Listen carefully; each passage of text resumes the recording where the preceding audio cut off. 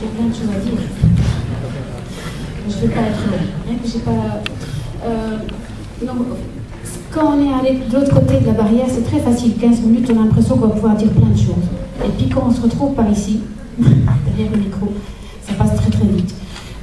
Dans mon intervention, je n'ai d'ailleurs pas parlé de ce que je comptais parler, donc de ma rencontre sur le terrain, de ce que j'ai vu, de ce qui m'a choqué, malgré les 10 années d'aller sur place. De rappeler qu'on était 20 à y aller et qu'il y en a une qui n'a pas pu rentrer. Je vais saluer Asma qui n'est pas là ce soir, mais que je vais lui rendre hommage parce qu'elle a vécu la frustration de se retrouver à l'aéroport de Tel Aviv et de se faire refouler. Rappeler qu'on ne va pas dans le territoire palestinien comme on le veut, parce qu'on est obligé de passer par une armée israélienne qui filtre, et que s'ils apprennent que vous venez pour les Palestiniens, bien, vous vous retrouvez à la case départ Bruxelles sans passer par la première case. Et donc voilà, il y a la résistance du peuple palestinien, Cher Gérard, donc à Jérusalem, ces personnes qui vivent sous tente parce qu'ils ne veulent pas abandonner leur statut d'habitant de Jérusalem, parce qu'ils sont chassés de chez eux, parce que même si les tribunaux leur donnent raison, ils se retrouvent dans la rue. Il y a la résistance de Berlin, tous ces gens qui, depuis 2005, un village comme le petit village des Gaulois, qui manifestent tous les vendredis devant l'armée israélienne contre la confiscation de leurs terres, et où tous les vendredis, ils reçoivent des gaz lacrymogènes. On a été une fois à 20, essayer d'être solidaires et d'être avec eux, mais bon, nous on l'a fait une fois. Eux, ils le font tous les vendredis depuis 2005, il y en a en 2010. Donc il y a toutes ces résistances petites et grandes qui sont impressionnantes, incroyables. Il y a cette occupation qui galopante sur le terrain. Il y a l'Union européenne, et on peut encore en parler pendant des heures. Il y a les pays arabes, bien entendu, on peut en parler pendant toute une soirée. Et il y a aussi toutes les actions qu'on peut faire ici et qu'on peut faire là-bas. Nous, on était à 20, et donc c'était des citoyens belges, musulmans, chrétiens, laïcs, de tous bords, et je n'aurais pas posé la question de quelle tendance ils étaient, qui ont décidé de dépenser une somme d'argent de leur poche et une semaine de vacances en Guinée pour aller à la rencontre du peuple palestinien, pour marquer leur solidarité avec le peuple palestinien et en savoir plus sur son vécu. C'est des actes individuels qui sont très importants. Les Palestiniens nous le demandent. Et on était là pendant 8 jours. On a rencontré des partenaires de la société civile palestinienne dans les camps de réfugiés, dans les villages, dans les villes, à Bethléem, à Ramallah, à Hébron, à Naplouse, partout où on a pu. Et tous nous disaient continuez sur la campagne BDS, c'est très important. Donc au niveau de la légitimité de la campagne BDS, c'est bien entendu tous les Palestiniens qui le disent. Et pas seulement les Palestiniens dans le bureau. Les Palestiniens, les agriculteurs sur le terrain, où en général on nous dit il ne faut pas boycotter les produits israéliens parce qu'il y a aussi des Palestiniens qui travaillent là et que donc ils vont aussi en subir les conséquences. Eh bien c'est pas vrai. Même les agriculteurs dans leurs champs, ils vont vous dire pour ce que nous on arrive à exporter, et je ne vais pas commencer à rentrer dans le détail de tous les barrages qu'ils vivent au quotidien, les 550 barrages obstacles en Cisjordanie qui bloquent la circulation des gens, mais qui bloquent aussi les marchandises. Donc la proportion des marchandises palestiniennes qui peut sortir, qui peut être exportée tant en Israël ou dans les pays arabes ou dans les pays européens est vraiment minime. Donc il n'y a aucune répercussion sur leur économie propre. Et tous disent c'est un outil, chacun peut faire comme il veut, comme il peut dans le BDS. Ça veut dire boycott, ça veut dire désinvestissement, ça veut dire sanctions. Les sanctions étant la question politique, donc faire du lobby sur les institutions européennes, c'est les sanctions. Et c'est vrai que les pays arabes sont aux abonnés absents depuis très longtemps, depuis le début et je ne parle pas des citoyens des pays arabes, hein, je veux dire, il y a une solidarité, partout où on va, il y a une solidarité incroyable, mais au niveau des dirigeants, je crois qu'on peut dire que les États arabes, les gouvernements arabes ont soutenu le peuple palestinien comme la corde soutient le pendu. Donc vraiment, avec leur agenda propre, et encore maintenant, si ça ne se règle pas, c'est parce qu'il y a aussi des petites guerres entre les Égyptiens veulent qu'un accord de paix se fasse chez eux, mais les Syriens ne veulent pas que ça se passe en Égypte et ils veulent plutôt que ça se passe chez eux. Et en fait, on n'avance pas parce qu'en fait, il y a une discussion entre eux sur où ça doit se faire. Donc il y a des choses qui se règlent à l'extérieur et qui n'ont rien à voir avec le peuple palestinien.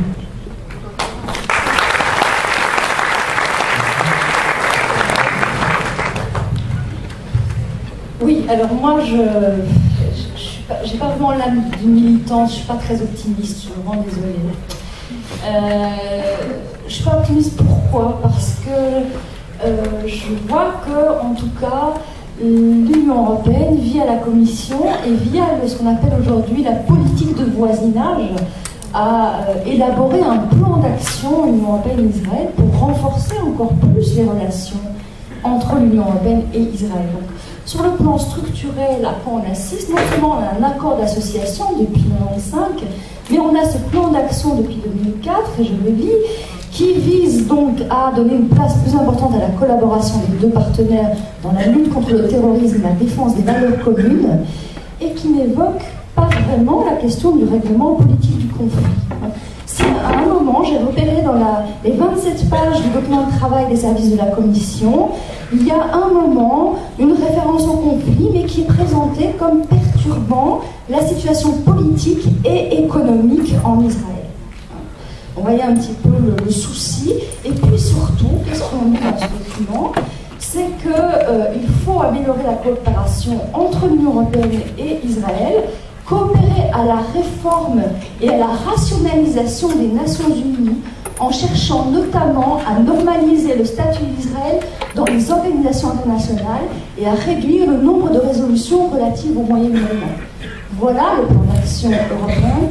Ça, c'est une politique structurelle, une politique de coopération qui, à mon avis, va avoir beaucoup de mal à être infléchie dans les années qui viennent, et ce ne sont pas les déclarations, certes sympathiques, du Parlement européen qui vont y changer grand-chose malheureusement. Mais voilà, je suis un petit peu peut-être pessimiste, outrancièrement pessimiste, mais mon travail, c'est essentiellement d'analyser ce qui est et essayer de comprendre la logique politique des choses.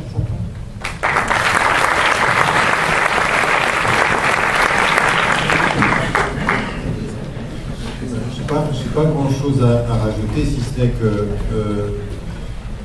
moi je ne vois pas votre position comme pessimiste, enfin elle peut l'être effectivement, mais je vois ça comme un rappel concret de ce qui est en train de se passer, des accords réels qui sont en train de se faire, dont il faut qu'on soit conscient. Il faut qu'on soit conscient qu'aujourd'hui il y a des décisions qui se prennent, et il faut aussi se rendre compte que c'est une course contre la montre, c'est-à-dire plus vite on va et plus vite ces choses-là sont faites.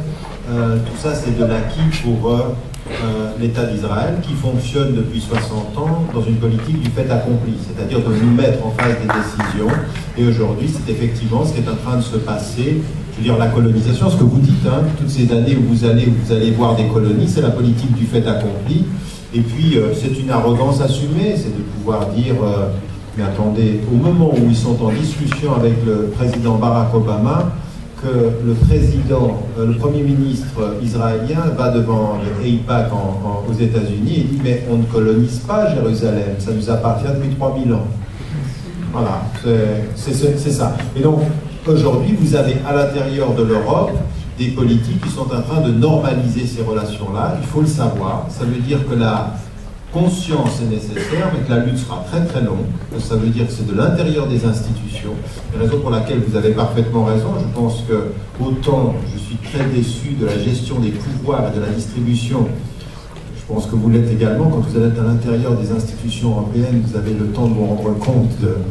Enfin bref, je n'entre pas dans les détails, mais vous savez comme moi que la bureaucratie a ses raisons, que le pouvoir effectif dilue, et donc ça c'est une réalité, mais c'est vrai aussi que vous avez des députés, que vous avez une conscience de gens qui sont élus au niveau européen. Il faut absolument participer à ces dynamiques-là, il faut absolument renforcer ces institutions-là, démocratiquement et avec un vrai travail de conscience, c'est-à-dire qu'aujourd'hui il faut travailler sur le nombre, travailler sur la conscientisation, travailler sur la distribution des pouvoirs, et puis sur cet éveil-là.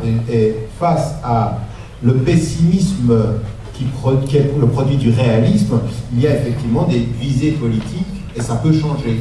Encore une fois, ce que vous avez dit est très important. Pour n'importe quelle personne qui est sur le terrain, qui aurait pu penser il y a 20 ans qu'on en serait là en termes de conscience? Mais c'est vrai aussi que quelqu'un de l'autre côté peut dire, mais qui aurait pu penser au moment où on a commencé Oslo qu'on serait dans une situation 4 fois pire que ce qui était le cas au moment d'Oslo? Je me souviens d'une discussion avec Alain Grèche où je lui disais, les accords d'Oslo c'est une défaite, c'est pas une victoire. Et lui il était de ceux qui me disaient, optimiste, il faut y croire.